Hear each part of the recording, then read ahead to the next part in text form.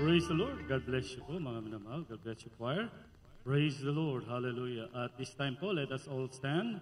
Hallelujah. Bilang paggalang salita ng Diyos, nadalhin po na iyong bang lingkod. Hallelujah.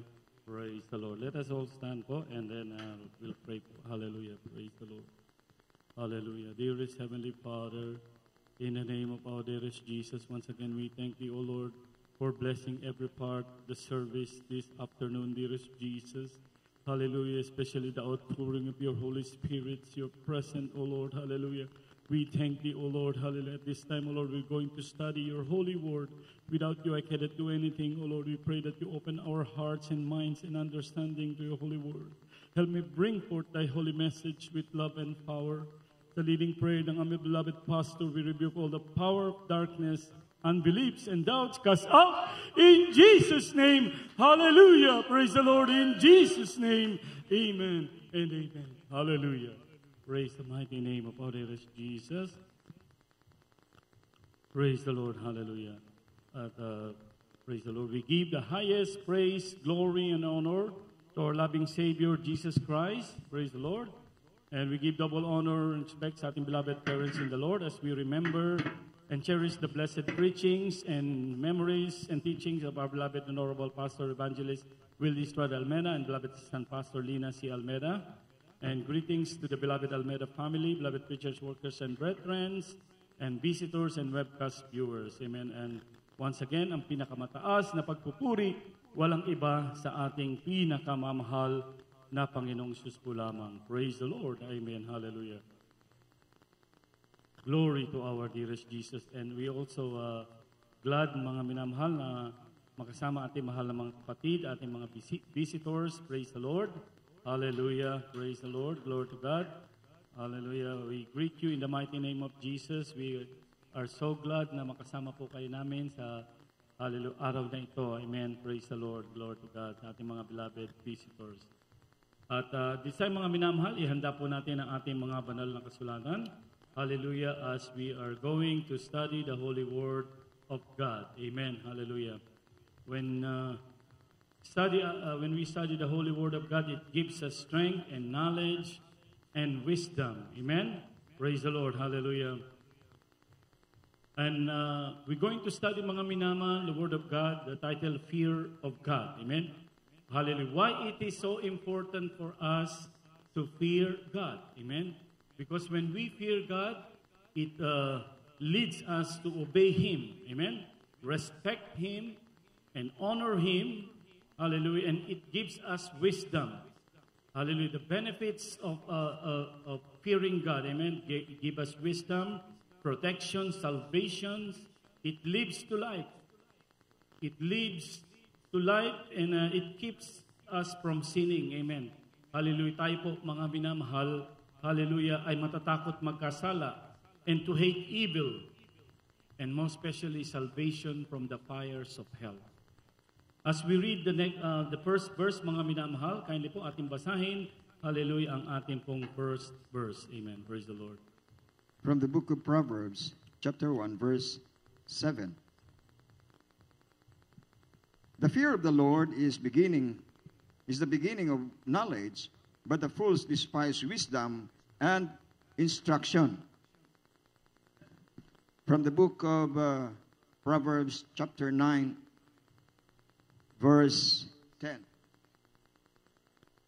The fear of the Lord is the beginning of wisdom. The knowledge of the holy is understanding. Amen. Mga Kawikaan, Kapitulo 1, versikulo 7.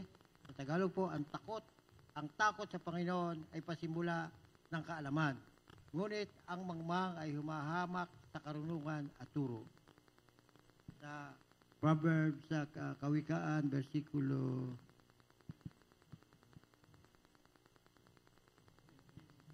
9Gs, ang pagkatakot sa Panginoon ay pasimula ng karunungan at ang pagkakilala sa banal na kaunawaan. Amen. Amen. Everybody say, praise the Lord.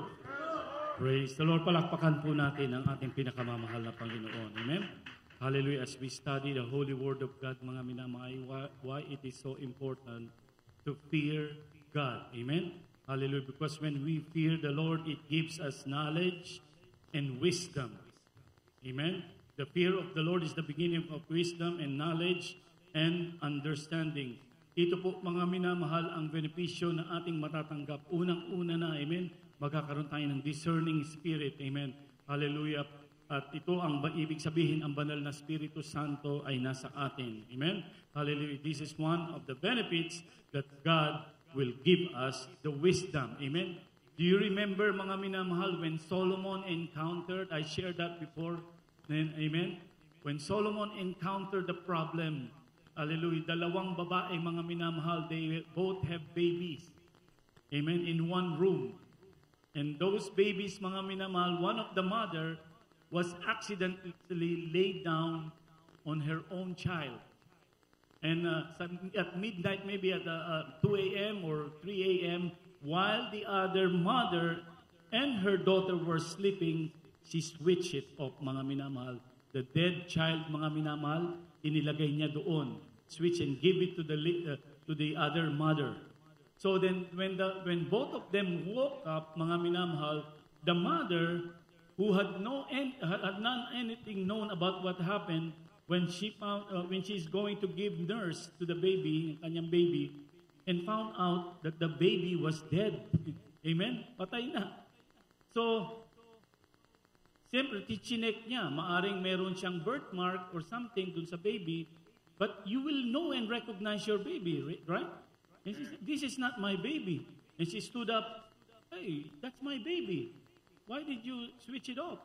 This baby is dead. And the case, mga minamahal, siyempre, they will brought it to the maybe city hall in our time. They will call the police, amen, in our modern time, ano? Go to the court. But mga minamahal, maybe the judge will scratch his head. Hindi nila alam kung paano ang gagawin. And then go to the higher court, Supreme Court, hindi na rin makaya. And in their time, mga minamahal, dinala na nila sa hari. Amen? And say amen. You know that story. So, King Solomon was given a wisdom by our dear Lord. Amen? Just a simple word that he said. And they brought the baby and they explained, mga minamahal. Hallelujah. They were arguing in front of the king. Oh, no. This baby is mine. The living child is mine. No. You switch it off. Oh, what's your proof? Because there is no witness. There only two of them were there. So maybe Solomon were doing this. Hallelujah. Praise the Lord. Amen. Give me a sword. Give me a sword. What is the sword in the Bible? Word of God. Amen. For the word of God is quick and powerful and sharper than any two-edged sword. Yeah, that's what the Bible said.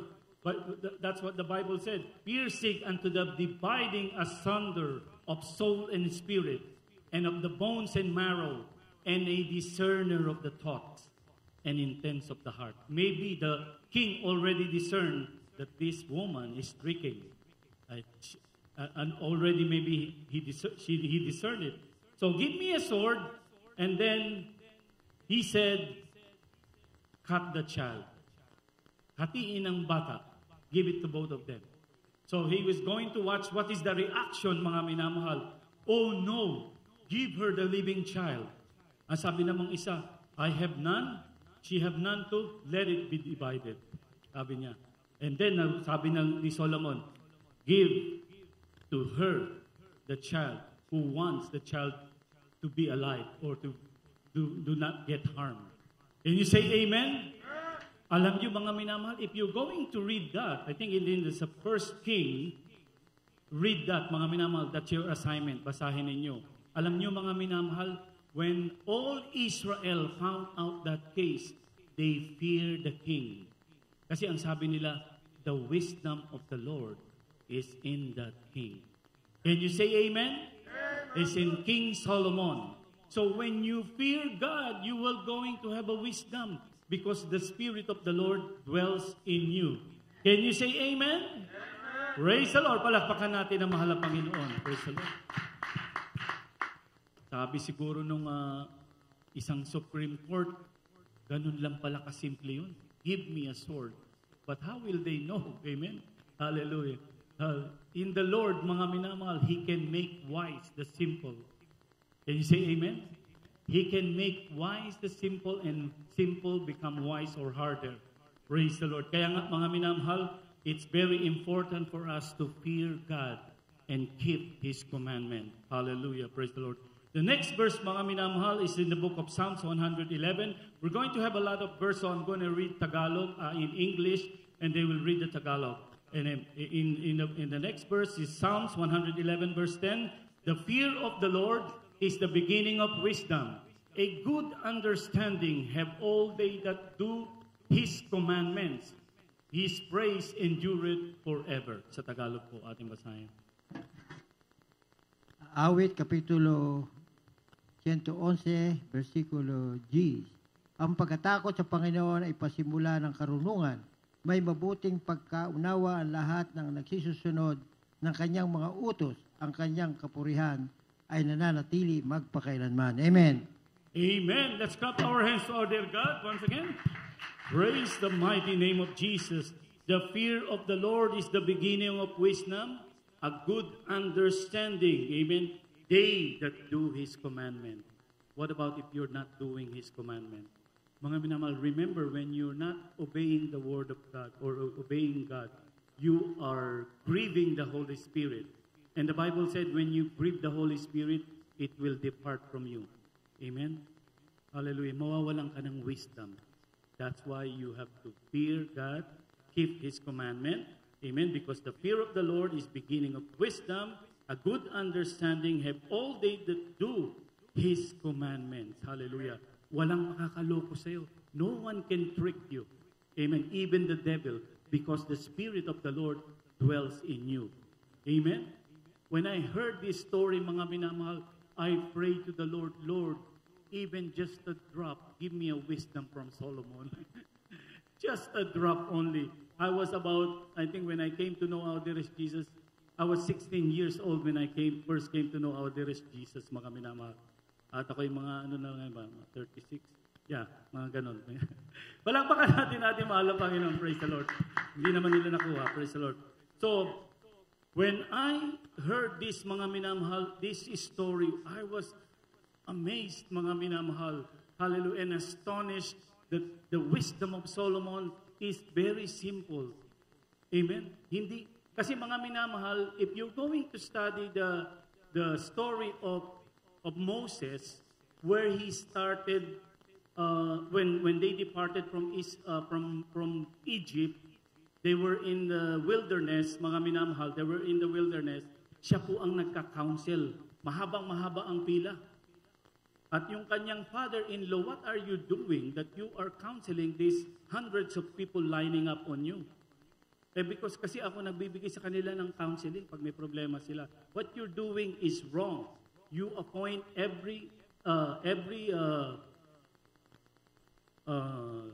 mag-appoint ka. You're going to appoint a captain on each camp and put them as leaders. They will counsel to them. And the higher matter, it goes only to you. So ganun po. Kaya mga minamahal, that's why when I said that, even though it wasn't explained in the books of 1 King or 2 Kings about what happened to Solomon, that's what happened. They cannot really solve it. Boss, king, sabi siguro nila, we cannot really handle this. Yeah, we need to give it to you. Okay, bring them in. Hallelujah. Kaya ganoon din sa ating situation. Hallelujah. Always filled with the Holy Spirit. When we sing praises unto the Lord, amen, when the praises go up, the Holy Spirit of the Lord comes down. Kung nagpupuri, ang iyong isip ay lumilipad kung saan-saan, ano kaya ang breaking mamaya? Ano kaya ang hapunan ko mamaya? Gutom na ako. No. When we are praising our dearest Jesus, close your eyes. That's the key, the first thing. And lift up your hands and worship the Lord. Amen? Hallelujah. Kumbaga sa pagkain, talagang nilalasap mo yung pagkain. Iisipin mo yung words of songs of praise. And maya-maya, mga minamahal, mapipil mo na yung Holy Spirit. Amen? Hallelujah. Or think about what you are before. Grabe, dati ako'y gusgusin lamang. Halos walang makain. Minsan, isang beses na lang akong kumakain sa isang araw. Nag-i-skip na ng meal kasi walang pera. Ngunit nung ako'y nakakilala sa iyo, mahal na Panginoon, Pinagpala mo ako, kaya aawitin ko yung kantang ito. Can you say amen? Amen. You feel the Holy Spirit of the Lord. Amen. Ako pag naisip ko, ako ay dating drug addict. Ang kaibigan ko, 3 patay na. Siguro kung hindi ako nakakilala sa mahal na Panginoon, patay na rin ako. Hallelujah, kumakain. Minom ako ng tabletas, yung gamot sa ubo ng araw, yung cup syrup, pariwana, mga minamahal. Walang pag-asa. Payat na payat, mga minamahal ako noon. Talagang walang makain. Hallelujah. Mahirap ang buhay. Drug addict, hindi na nakapag-aral, hindi na nakapag-kolehiyo. Ngunit mga minamahal, pag iniisip mo yung bagay na yan, narito ka ngayon, nasa Amerika, pinagpapala ng mahal na Panginoon. You feel the Holy Spirit of the Lord and you say, thank you, Jesus. Thank you, Jesus. Hallelujah. Kapag inaawit natin yan, you feel the presence of the Lord. Hallelujah. Nakikita na mahal na Panginoon, anak, I am so glad na hindi mo nakakalimutan yung ginawa ko sa iyo. Amen? When you give a gift to someone else, mga minamahal, na hindi man lamang nagpasalamat, how do you feel? Diba? Ba't ganito? Hindi man lang mag-appreciate ito. Ganon din sa ating pinakamahal na Panginoon. When you thank God, mga minamahal, when you praise Him, Lord, thank you for the gift that you give to me. Hindi ko na mabilang yung mga blessing na aking natanggap. You feel the presence of the Lord. That is wisdom. Can you say amen? Hallelujah. Praise the Lord. Napakabait ng ating pinakamamahal na Panginoon.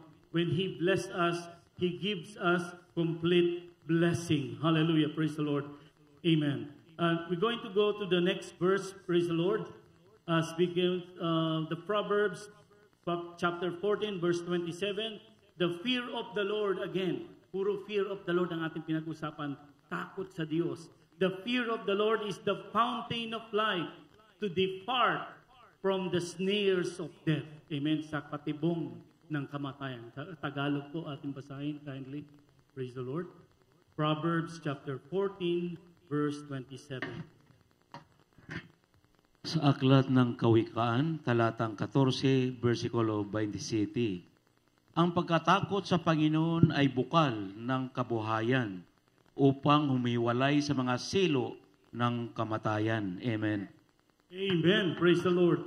The fear of the Lord is the fountain of life to depart from snares of the of death, mga minamahal.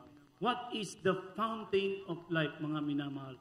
Fountain of life, amen, hallelujah. Sabi nga ng Biblia, mga minamahal, hallelujah, come unto me, all ye that labor and are heavy laden, and I'll give you rest.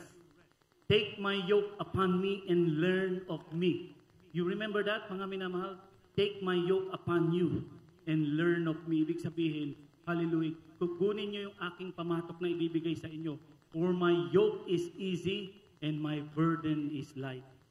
Kasi mga minamahal, if we're going to think about yung mga unbeliever, meron din sila mga problema. They have problems, they have struggles, they are depressed also, mga minamahal. But the problem with them, the yoke that they are having is not kind of yoke that we have, that God had given us. Ang sabi niya, what? For my yoke is easy. Amen? And my burden is light. Saka kaya mga minamahal sa mga hindi Kristiyano, ano ang kanilang, when they reach the end of the line, what they decided to do? What they decided to do? They commit suicide. That's it. It's the end of the line for me. I have no hope. I cannot call upon my friends, my neighbors, or my family departed from me. But for us, amen, even family and friends are not with us. God is there. Amen. Hallelujah. Palakpakan natin ang mahal na Panginoon. Hallelujah. And you will remember, come unto me. Amen. All ye that labor and are heavy laden, take my yoke upon me, upon you. And the key, mga minamahal, remember this key. It's just a simple word. Learn of me. Amen. Matthew chapter 10, I think 28 to 29. Learn of me. What does that mean? Learn of me. Matuto ka sa salita ko. Amen. Pag-aralan mo ang salita.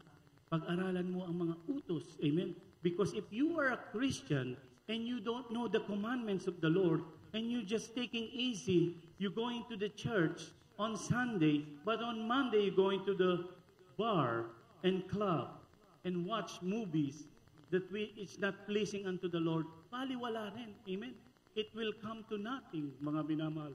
Because the power that you had received will drain out from you, and the Lord will not please, mga minamahal. It's just like putting your right feet in heaven, on heaven, and the left feet in hell. Mga minamahal, you become a what? What kind of Christian you are?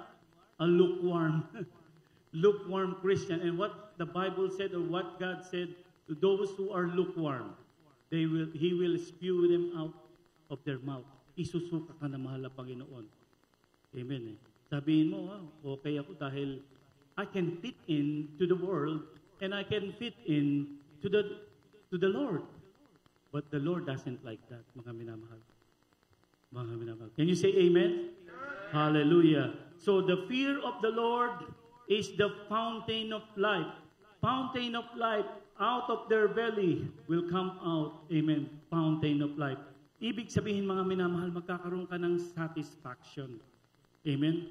How can you get the satisfaction?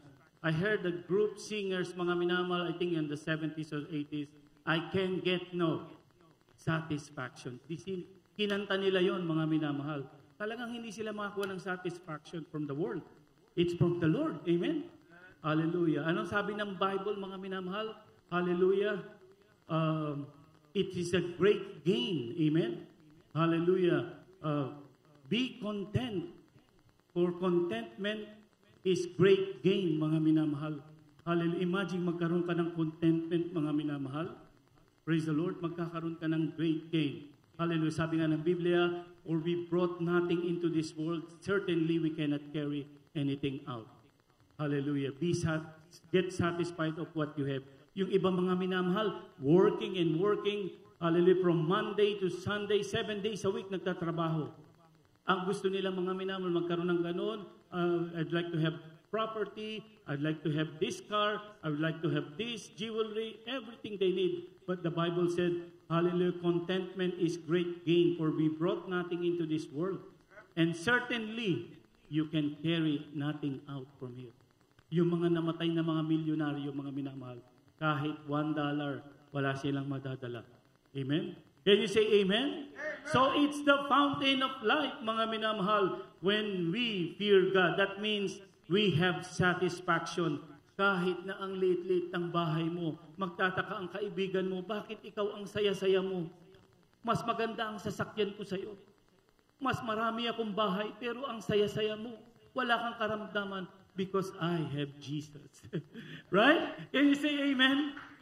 Ang daming mayayaman nagkukumit ng suicide. I remember, mga minamahal, in our place called San Pedro, there is a big bridge there. A well-known producer, mga minamahal, tumalon doon. Milyonaryo siya. Siguro sabi niya, it's the end of the line. Hindi ko na matake ang problema ko na to. Jump. So many people, mga minamahal, amen. If you're going to Google it, how many people committed suicide every year, mga minamahal, hindi lang hundreds, kundi thousands, because they don't have Jesus in their heart. Kaya i-treasure natin ang ating pinakamamahal na Panginoon sa ating puso.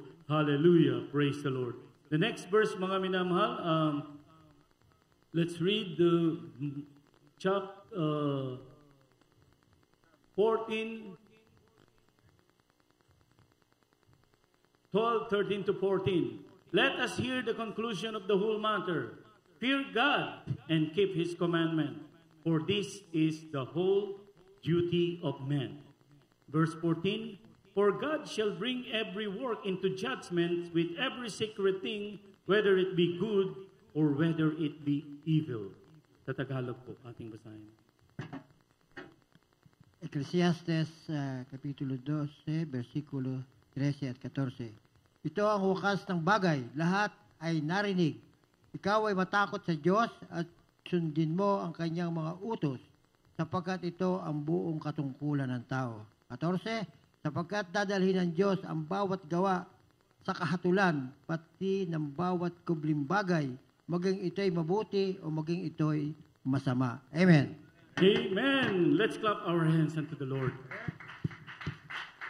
You know, many people don't know this Bible verse.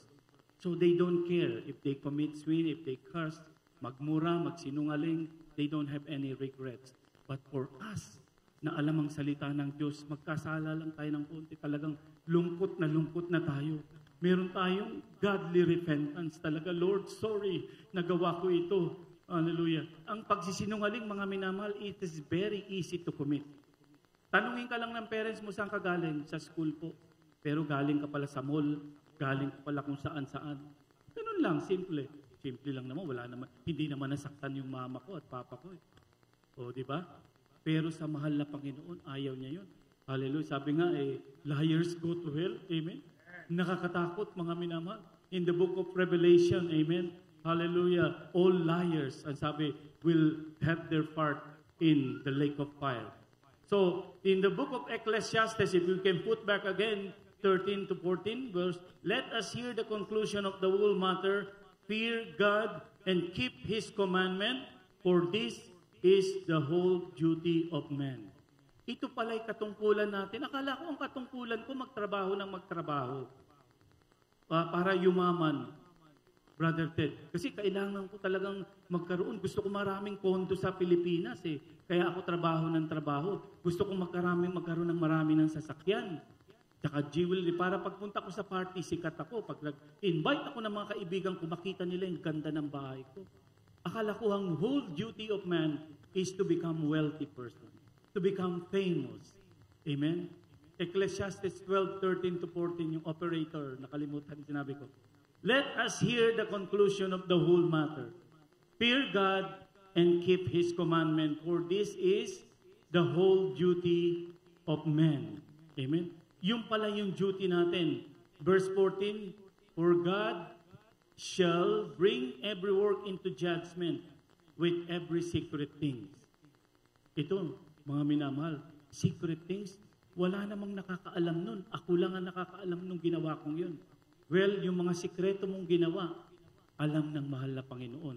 Ang sabi, or God shall bring every work into judgment. Yung dinaya mo, mga minamahal. Yung mga secret sin mo na ginagawa. Every secret thing, whether it be good or whether it be evil. Nakapagtago ka nga sa kapatiran o sa iyong mother or father, pero sa mahal na Panginoon, whether it be good or whether it be evil. Amen? Every secret thing shall bring, mga minamahal. Amen? Shall bring. Tinanggal na pala yung, tinanggal sa screen. For God shall bring every work into judgment. Can you say amen? The next verse, mga minamahal, the fear of the Lord, Proverbs 19:23. The fear of the Lord tended to life, and he that hath it shall abide satisfied. He shall not be visited with evil. Sa Tagalog po ating pumasahin. Proverbs 19:23. Sa mga kawikaan, talatang 19, versikulo 23. Ang pagkatakot sa Panginoon ay patungo sa kabuhayan, at ang nagtatangkilik noon ay tatahang may kasiyahan, hindi siya dadalawin ng kasamaan. Amen. Amen. Do you see, mga binamahal, let's clap our hands to our dearest Jesus again. Hallelujah. I cannot stop clapping when you read this verse, mga minamahal. The fear of the Lord tended to life, and he that had it shall abide satisfied. Grabe, magkakaroon ka ng satisfaction. Hallelujah. Kahit konti lang ang pera mo, kahit wala kang pera, malaking bank account. Bakit? The Lord is our provider. Amen. He supplies our need. Amen. Hallelujah. Kung ano mga pangangailangan natin, He shall not be visited with evil. Amen. Praise the Lord. He shall not be visited with evil. The next verse, mga minamahal, Psalms 147:11. The Lord taketh pleasure in them that fear Him, and those that hope in mercy. Ang sabi, nalulugod ang Diyos sa Kanya'y natatakot. Amen. The Lord delighted to those who fear Him. Bakit? Because you fear God. Amen. Hindi yung fear na, hallelujah, na katakot sa katulad sa mga pulis, kundi holy fear, mga minamahal, na ikaw, hallelujah, you don't want to commit sin. The Lord taketh pleasure in them that fear Him, in those that hope in His mercy. Sa Tagalog po, kindly po, ating basahin. Praise the Lord. Sa aklat po ng mga awit, 147 verse kapitulo 11. Ang Panginoon ay naliligaya sa kanila na nakatakot sa Kanya, na nagsisiasa sa Kanyang kagandahang loob. Amen. Praise the Lord. Hallelujah. Why it is so important to fear God, mga minamahal, yan ang ating pinag-uusapan. Because it leads to obey, respect Him, and honor Him. And by fearing God, hallelujah, it will benefit us, mga minamahal. It keeps us from sinning.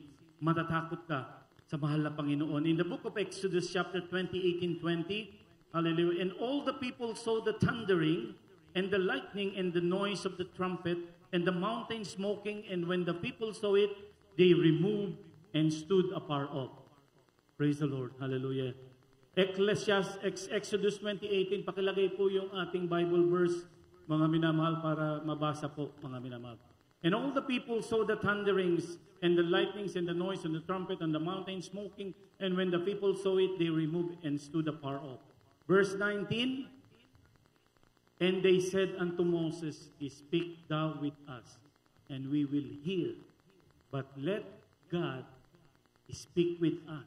Let not God speak with us, lest we die. This is, mga minamal, in Exodus chapter 20, basahin niyo po yan, another assignment.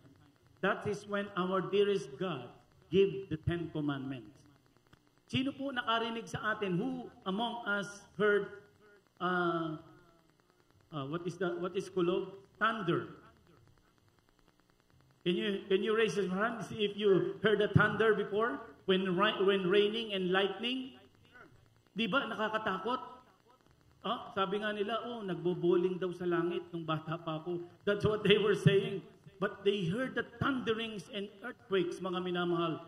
Hallelujah. Verse 20, and Moses said unto the people, Fear not, for God is come to prove you, and that His fear may be before your faces, that ye sin not. Amen? Can you say amen? Para wag kayong magkasala. Yung 10 commandments na yon ay susundin ninyo. Kasi natakot yung mga tao, mga minamahal. That's when in Mount Sinai, mga minamahal, ibinigay ng mahal na Panginoon ng 10 commandments. Grabe ang kulog, ang kidlat, mga minamahal, the thunderings and lightnings, and the ground was shaken, mga minamahal. Kaya takot na takot ang mga tao. Amen? Hallelujah. Yun, binigay ng mahal na Panginoon sa kanila na matakot upang sila ay huwag magkasala. The next verse, the fear of the Lord is to hate evil. Proverbs 8:13, when you fear God, mga minamahal, hallelujah, mamumuhi ka sa kasamaan. Amen? You hate evil, you hate pride, you hate arrogancy, and the evil way, and the froward mouth do I hate, mga minamahal. Ang sabi dito, when you fear God, hindi ka na nagmumura. Amen? Hallelujah. Ang masama ay magagalit ka na, mga minamahal, pero hindi dun sa tao, doon sa kanilang ginagawa. To hate evil, pride, arrogancy, sobrang taas ng pride, ayaw magpakumbaba. Amen? Hallelujah. Arrogancy and the evil way and the froward mouth do I hate. Amen? Proverbs 16 verse 6, by mercy and truth, iniquity is purged. Mga minamahal, sabi dito, and by the fear of the Lord, men depart from evil. By mercy and truth, iniquity is purged, and by the fear of the Lord, men depart from evil. Kaya, mga minamahal, hallelujah, mapalad ka, mapalad tayo na may takot sa Diyos. Minsan pinagtatawanan lang tayo ng mga tao. Amen? Bakit kayo mga taga-Jesus Miracle Crusade? Wala na kayong buhay. Wednesday, Friday, Saturday, Sunday, nandiyan kayo sa church, mga minamahal. Hallelujah. Sabihin mo sa kanila, ang sabi nga ng awit namin, buhay ko na ang sayo'y sumamba. Amen? Buhay ko na ay purihin ka. Can you say amen? Hallelujah. Ating inawit kang ina, buhay ko na ang sayo'y sumamba. Buhay ko na ang ikay purihin, mga minamahal. Sapagkat ang tunay nating tahanan ay hindi dito, kundi sa langit. Hallelujah. Amen? Can you say amen? Hallelujah. Our true home is in heaven, not here, where dwelleth iniquities and unrighteousness. Psalms 34:7. What is the another benefits from our dearest God? It protect us, mga minamahal. Ang anghel, the angel of the Lord, encampeth round about them that fear Him. Ang sabi dito, the angel of the Lord encampeth round about them that fear Him and delivereth them. When you are in times of trouble, mga minamahal, when you were in the darkest place, mga minamahal, where you are being robbed, you remember the testimony of our beloved sister, mga minamahal, her husband, mga minamahal, is Chinese. Don't even much know about our congregation. Ang sagot lang niya, Jesus ni Pastor Almeda. Tulong. Biruin mo, utal-utal pa. Jesus ni Pastor, tulong. Pagputok ng barel, boom, boom. Hindi pumutok. Tinry nung unang bumarel sa labas, pumutok. Amen? Sabi ng kanyang pinsan, may agimat ka ba? Wala. Basta sabihin mo lang, Jesus ni Pastor Almeda, pwede na yun. Imagine, mga minamahal, in a simple prayer, hallelujah, parang he was so naive, mga minamahal, don't know much about our church, but he said, Jesus of Pastor Almeda, help, tulong, ganun lang. Hindi pumutok ang barel, amen? The fear of the Lord, as an verse, please, pakimaintain yung verse, mga minamahal, para nakikita natin. The fear of the Lord encampeth round about them that fear Him and delivereth them. The fear of the Lord. Kaya hallelujah, benepisyo sa atin ang may takot sa Diyos. And the last verse, mga minamahal, Matthew 10:28. Operator, kindly, i-remain yung verse, mga minamahal. And the fear not them which kill the body, but are not able to kill the soul. Amen? Punta na po ating mga musician, mga minamahal. Hallelujah, para hallelujah. Ito na po yung last verse. And fear not them which kill the body, but are not able to kill the soul. You see what the Bible said? But rather fear Him. Sino yun? Ang ating dearest God, dearest Jesus, which is able to destroy both soul and body in hell. Sa Tagalog po, ating basahin, mga minamahal. Last verse. Tagalog po, Mateo Kapitulo 10, versikulo 28. At huwag kayong mga takot sa mga nagsisipatay ng katawan. Datapwat hindi nakakapatay sa kaluluwa, kundi bagkos ang katakutan ninyo'y yaong makapupuksa sa kaluluwa at sa katawan sa impyerno. Amen. Amen. Palakpakan natin, mga Panginoon. Praise the Lord. Hallelujah. That's why I would like to emphasize, mga minamahal, fear God. Amen. Honor the Lord. Amen. In the morning, hallelujah, magkaroon kayo ng morning prayer. Before you do anything, mga minamahal, before even touch the coffee cup, kneel down and pray. 30 minutes. When you grow, hallelujah, and you in love with the Lord, magiging 1 hour yan. Amen? At makikita mo, mga minamahal, before your stomach be filled with food or anything, let your soul be filled with the Spirit first. Amen? Because your all day, mga minamahal, will well go along, mga minamahal. Will be well with you. Amen? Hallelujah. Fear not them which kill the body, but are not able to kill the soul, but rather fear Him. Amen? Which is able to destroy both soul and body in hell. Kaya nga, mga minamahal, God is very good in our lives. He wants us, mga minamahal, to be with Him in heaven. Hallelujah. For me to live is in Christ and to die is gain. Amen. Hindi tayo permanente dito. Hallelujah. Tayo ay mamamatay, mga minamahal. Amen. Kukunin tayo ng mahal na Panginoon. Doon ang ating tunay na tahanan. Our true home is in heaven. Hallelujah. Marvel not at this, for the hour coming, mga minamahal, that all that are in the grave, even us, shall hear His voice. And they that have done good shall comfort into the resurrection of life, and they that have done evil unto the resurrection of damnation. Huwag tayong pumunta dun sa hell. The resurrection of life, sa heaven tayo. Tayo ay umawit, mga minamahal.